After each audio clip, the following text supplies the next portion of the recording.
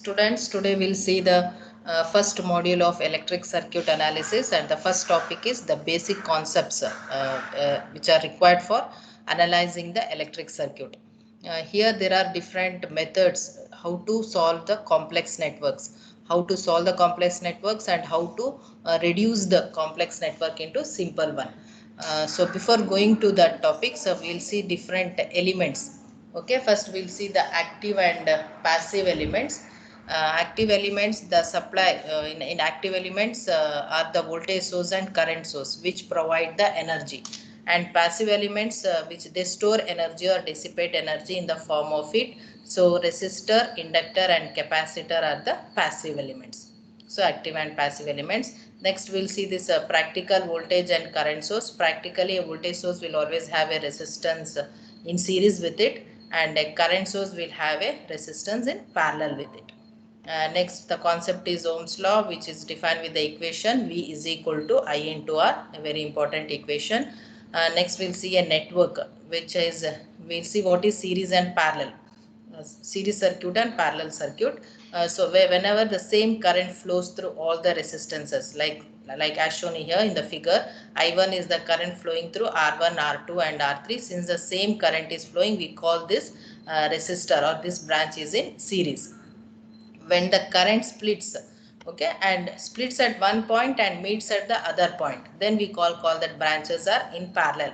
Here the main current I is divided into I1, I2 and I3, and it meets at one point. So this resistor R1, R2 and R3 are said to be in parallel. So the equivalent resistance R equivalent is equal to 1 by R1 plus 1 by R2 plus 1 by R3. If only two resistors are in parallel, we can take the LCM and write the equation as R is equal to R1 into R2 divided by R1 plus R2. So the current through series combination remains same, and in parallel voltage across the combination remains same. That is, the voltage drop across the parallel branches remains same. So next we'll see the concept of a short and open circuit. When any two paths, okay, as shown in this network, you see that there is a resistor path R3, and for that there is a path where R is equal to 0. Whenever the resistance is 0, we call it as short circuit, where the path is 0, and current has a feature that it will always take a path which has 0 resistance. So the current will always flow through a path which has 0 resistance. That is shown in the next network.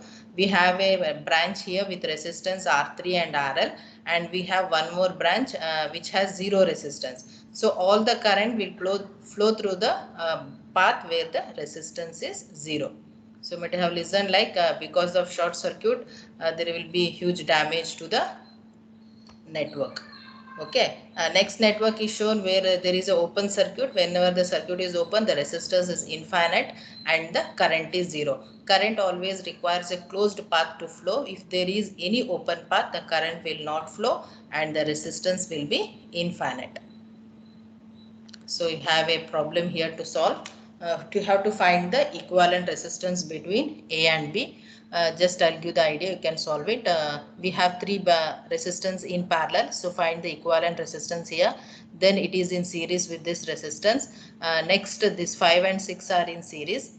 Okay, after we get the three branches, all the three branches will become in parallel. That is 1 by 3.2 plus 1 by 11 plus 1 by 7. All the three you add, you will get the R equivalent. Next, we'll move to the concept of voltage division in series circuit.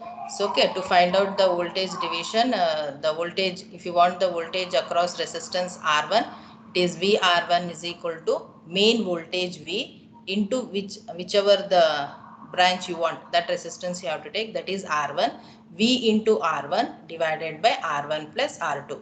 If you want VR2, it is V into R2 divided by R1 plus R2.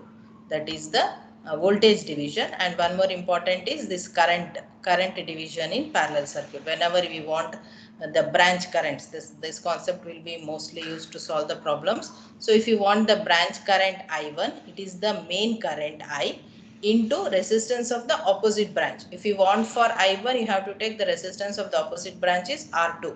So I1 is equal to I into R2 divided by R1 plus R2. And if you want the branch current I2, main current into resistance of the opposite branch is R1. So I into R1 divided by sum of the resistance, it is R1 plus R2. So for current you have to take the opposite branch, and for voltage you have to take the same branch where you will find out the voltage drop. So you can find out the branch currents for the circuits, that is been done here. The equivalent, first we find out to find the main current. Okay, I is equal to V by R. So you'll get I is equal to 7.5, that is the main current. So branch current is equal to main current into resistance of the opposite branch is 20 divided by 20 plus 10. That values are taken here. Next we'll move to the concept of source transformation. See here we have seen the two active sources, voltage source and current source. So we learn how to transform it. If you always see that the voltage source will have a resistance in series and a current source will have resistance in parallel. So whenever you are transforming voltage to current, okay, if you want current is I is equal to V by R. Okay, and if you want voltage, V is equal to I into R. So V is converted to I and the resistance is kept here in parallel with the load L. And the polarities is wherever the plus sign is there, you have to put the arrow mark, the head of the arrow mark there, and the tail should be at the negative. Okay, this is the voltage is converted to current I. Here the 20 volts, if they have given 20 volts with some resistance, we can convert it into current source with the resistance. Okay, you can take any resistance, like you can take it as 2 amps and do the problem. Here we have done it. See, consider 20 volts and 5 ohm resistor. After source transformation, what will be the circuits? This is a voltage source. I am converting it into current source. So I want current I is equal to V by R. V is how much? 20. 20 divided by 5, you will get 4 amps. And wherever the positive polarity is there, put the arrow mark, the head of the arrow mark there. So we'll get I is equal to 4 amps. And you have to write this series resistance in parallel. So for voltage source, the resistance will be in series, and for the current source, the resistance will be in parallel. So you'll get I is equal to 4 amps. Same like that only you can find out. You can do the source transformation here. A current source is being given, convert it into voltage source. See here, minus and plus, this arrow mark plus, here we'll get the positive polarity, and V is equal to IR, I into R. So I is 50. 50 into 20 will get 1000. So 1000 volts with series 20 ohm resistor.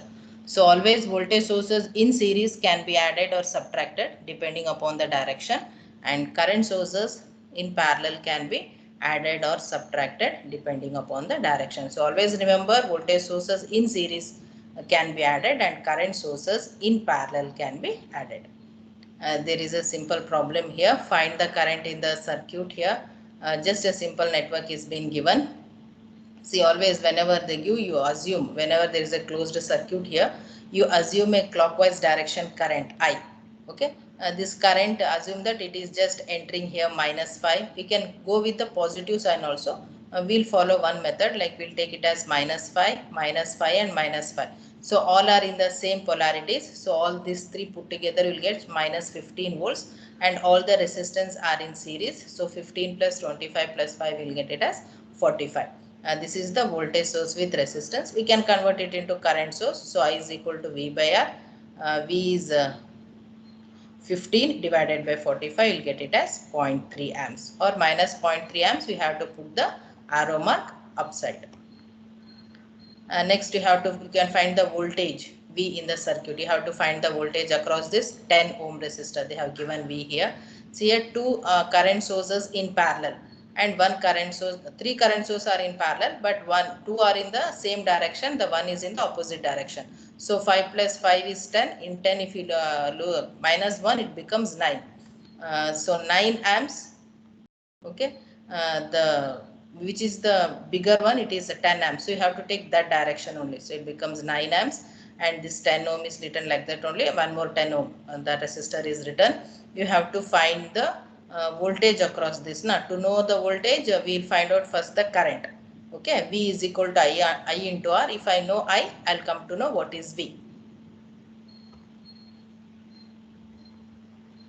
So first what you have to do here, you have to find out the current. What is the current here?